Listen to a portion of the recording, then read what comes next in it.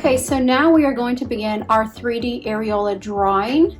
I'm going to show you how to break the areola down into step by step, just like you would if you were tattooing it. So I have taken the time out already just to save time on the video. I like to take pencils and just draw a little sample of them on your paper first to make sure that you really like the tone. Sometimes if you're working with a warm tone like I'm doing right now, sometimes you'll accidentally grab a cool color or something and then you throw off the entire thing. So I like to do a little test sample to make sure that I like my tones. And so here we have base 1. This will be our base 2. This will be our seam color. This will be our nipple color, and this will be our highlights. Unfortunately, in our drawings, the highlights really are not going to show that much, but they will on your latex. So you'll get the full effect of the highlight when we move on to the latex. So let's start now. So whenever we are working on the breast, I always like to start by marking my nipple seam so that I don't lose my place. So I'm going to take my nipple seam color, and I'm just going to very quickly go in, very lightly go in and mark where my nipple will be. And so notice here, I have not gone in and drawn a perfect circle. I have some edges that extend off of one another. It's a little bit of an ovally shape, and so the less perfect you make it, the more you're gonna like your final product. So now I have marked where my nipple seam will be. So next I'm gonna move on to my base 1. I have determined that this is base 1 and base 2 because they're kind of complementary colors, just a little bit of a variance between the two. I really prefer this tone over this one. So I'm gonna make base 1 this color because we'll be using it twice. So we'll go base 1, base 2, base 1. So I'm gonna start with base 1. And you always want to draw the way that you tattoo. So I like to even lay my pencil, and then you're creating, by doing this, you're creating some muscle memory for your hand. If you go in and you're drawing like this and doing fancy little things, you're not really creating that muscle memory that's so important. So I like to come in and just start. Typically, I would have a very light outline because I've mapped and drawn my patient of where I would go. And so I'm going to start my drawing on that outer line so that I do not lose the drawing. So you just start making very loose circles. Now keep in mind, on paper you really have to kind of color this more than you would if this was skin. So I'm slowing this down a little bit, getting my circles a little closer together. On the skin, we would not be working this saturated. Okay, we can still work slowly on the skin, but we want it to be open and airy. So this is probably a little too open through here. And so what we don't want to do is keep going around and around and around, because you're going to create rings in your drawing. So now I have done the outline of my drawing, and so now I'm going to begin filling it in. I like to come back into the middle, and because underneath here is where our shadow will be, this is the darkest place, I like to start here with big open airy circles. Try not to shake the table for you. And we're just going to start filling all this in nicely, not solidly. We want to leave a little bit of personality in there, a little bit of texture. And we don't want to traumatize and damage the skin so much with one pass that we can't stack colors in there. So I'm happy with that for pass 1. Now I'm going to grab my base 2 and begin. I always begin under my shaded arrow just to make sure, as you can see, that starts to get a little bit intense under there, and that's perfect. That's exactly what we want. I refer to this right under here as the bib. You can call it a shadow, you can refer it to it however you want. I have 6 children, and so I just think it looks like a bib. So there you have it. So now we're going to gradually start to lightly texture in some of our base 2, and don't be afraid if you cross that line a little bit. You want the edge to not be perfect. You want it to be kind of soft and edgy. So I intentionally cross that a little bit while I'm drawing, just so that I don't have a hard edge. You want it to be nice and smudgy, and don't get stuck on it being perfectly round. It's perfectly fine if it is not. So now I feel like I have a little bit of base 2 in there. So now I'm going to go back to my base 1 and start right under the nipple area. I'm going to intensify my bib or the shadow. And you notice how I am crossing over into the nipple area a little bit. Perfectly fine. It's beautiful. It actually gives, the more color variance you have, the more texture you're going to have. So don't be worried. If you try to not get right up to that, what you're going to do is create a line of demarcation, which is where it's going to be very difficult to get any color in there. And so you're going to be left with a little white seam under the nipple. And anytime you have light right underneath this area of the nipple, it makes the nipple look inverted rather than protruded, which that's the whole idea of the nipple, is to make it look like it's protruding. We don't want to make it look like it's smashed in. So don't be afraid to cross that a little bit with your shading. So I'm going to continue on shading here a little bit.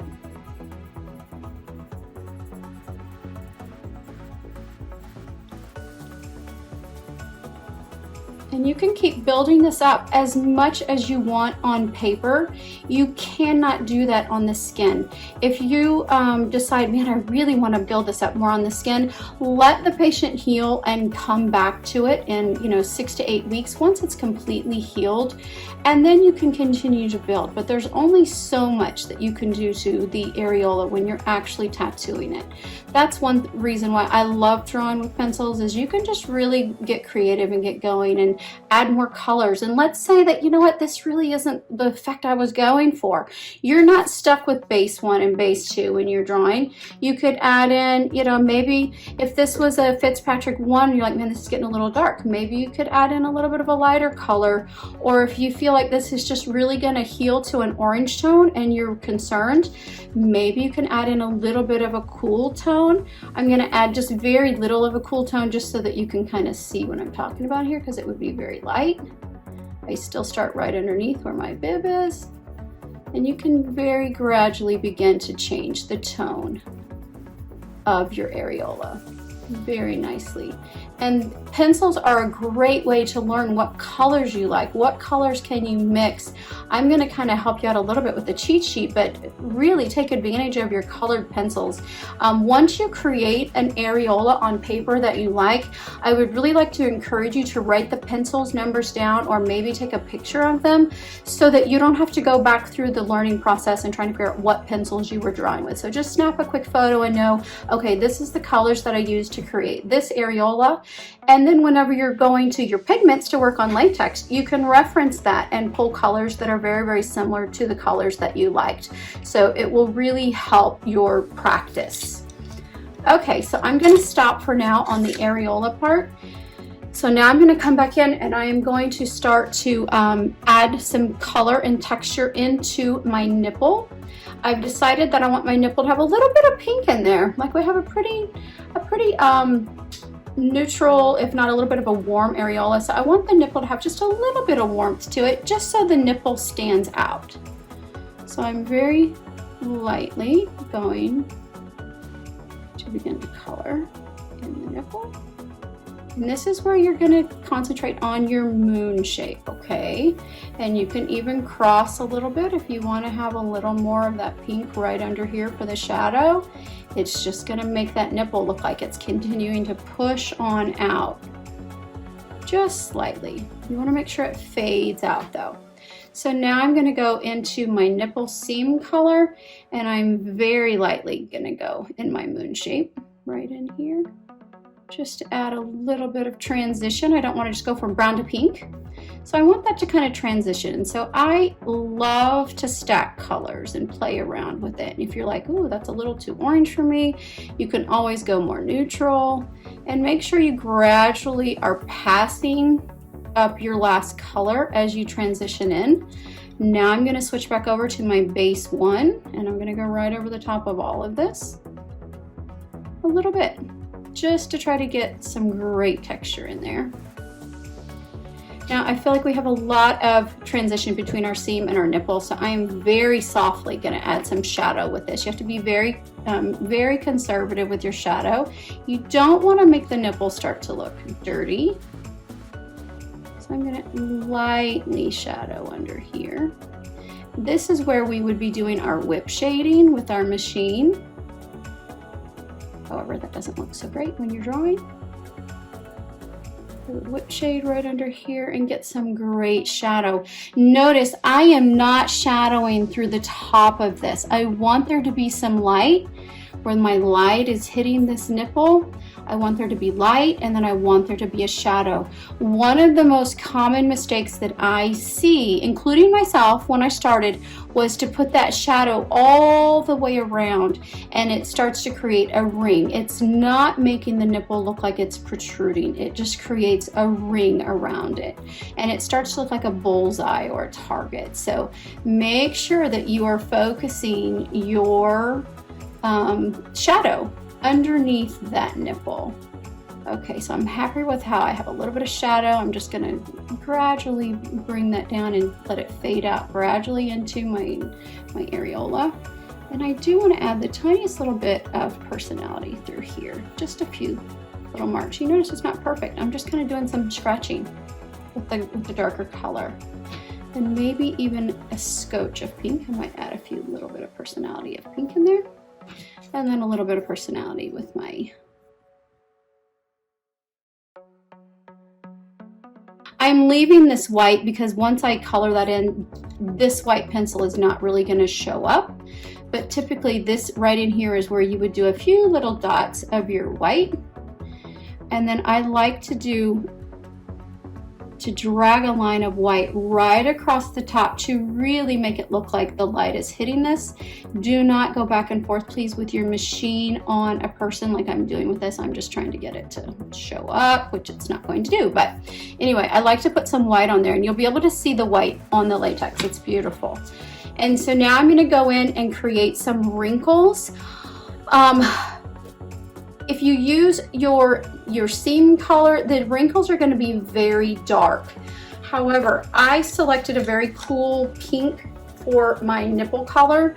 Typically, I like to use my nipple color to make the wrinkles. So I'm actually going to use a little bit of both of these because I don't want my nipples to start getting too cool, but I also don't want it to start looking too dirty. So I'm going to actually go in here and use a couple different ones. There's no right or wrong. Now, what I would like for you to do is keep these close to the nipple. Try not to make them perfectly round around the nipple. They're going to begin to look like parentheses. So you want them to have a little bit of imperfections around them. They're still going around the nipple, but maybe they're not perfect. Okay, we want to mess them up a little bit. And it is perfectly fine if you want to cross some. Okay, so here we go. We're going to add just a few in the nipple color, and then maybe I'll come in and add just a few in the darker color just to give this some added depth. Okay, but if you mess up, it's okay. Just like, say if I got this too dark, all you have to do is color in a little bit of darker to the areola and you can save it. Okay, like right now I feel like maybe we could add a little bit more around under here just to fade that in a little bit. I'm going so fast, y'all, so try to slow down, little circles so that you don't have marks. You want texture, you don't really want marks. So, okay, I'm happier with that. I still want to add a little bit more into the whole nipple depth. There, okay. So now we're going to work on Montgomery glands. And I am hoping that you can see this on camera, but every so often we have like little holes in our areola, where the white pops through. Like right here, I feel like there's some white popping through. Right here, there's some white popping through, maybe right there. And so what I like to do is really take advantage of the blank spots. Rather than going back in and causing additional trauma and trying to tattoo more in that area, just use it to your advantage. And so keep in consideration of your light source. So I'm just gonna very lightly do some pointillism or stippling right underneath there and create that horseshoe that we're talking about. That's catching that light, that little cup of light. Not much. You can do some dark, some light, some big, some little. Please don't do them all the way around in a circle. If you want to do one like that and then compare it later to one that you you have not done that, and you'll be able to see that one looks like a nipple and one looks like something you might want to eat for breakfast. So just try to make them imperfect. Don't be afraid to put some even off. I see a lot of women who have the little bumps clear out here off the areolas. So don't be afraid to add them in unique places. So I might even add one here in the wrinkles and up here in the wrinkles. Even one right in here. Okay, so now we have the shadow to our Montgomery glands. Then we would come in with our white. I don't know how great this is going to be, but we want to soften these and really make that pop by using our white in the Montgomery glands.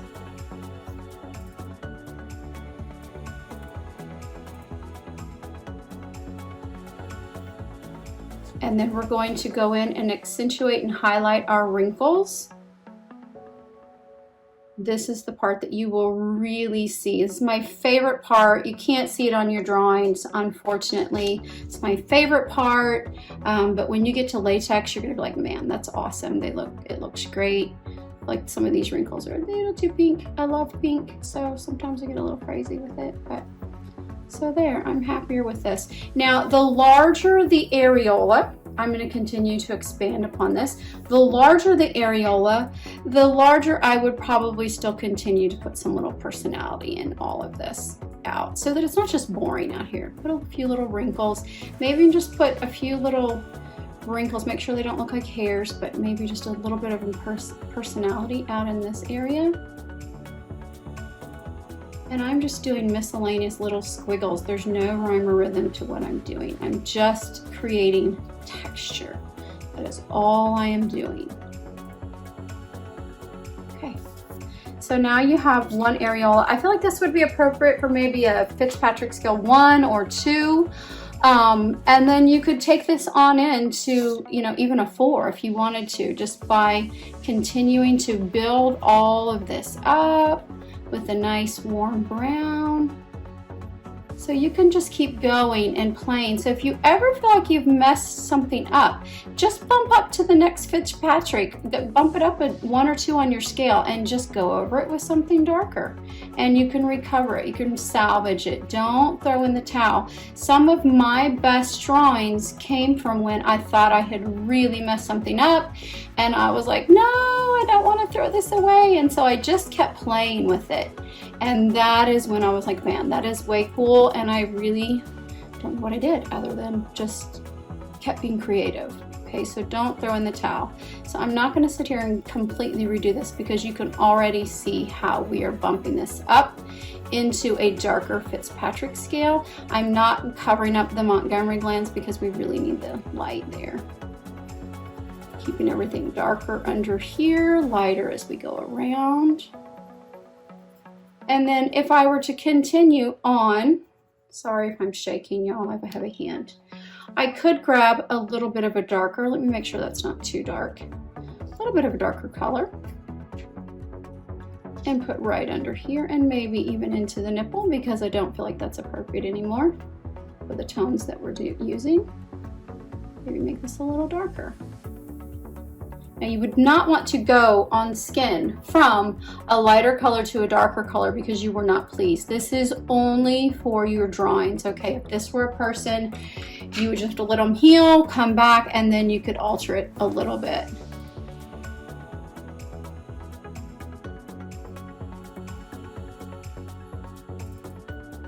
I feel like we are taking this to a 3 or 4 on the Fitzpatrick scale. You could keep going. You could go clear up to a 5 if you wanted to. So don't get frustrated. Don't throw in the towel. Just keep practicing.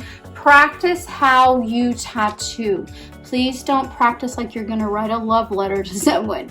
Practice like you're actually doing a tattoo. Keep your pen at an angle, your pencil, and even if you're wanting full coverage, just slow that down and stay in one place a little longer. You'll see that you get a nice creamy consistency by just slowing down and staying in one place and building that color up And then as you move faster, you're lightening that texture up. So you're going from light to dark. So have fun with your drawings. Don't forget this little cheat sheet. It will save you a lot of frustration by accidentally grabbing the wrong color. And then please don't forget to take a picture of the colors that you like, or even write them down. And then once you find those colors in your pigments, take a picture of those pigments or write the pigments down. So you're creating your own little cheat sheet.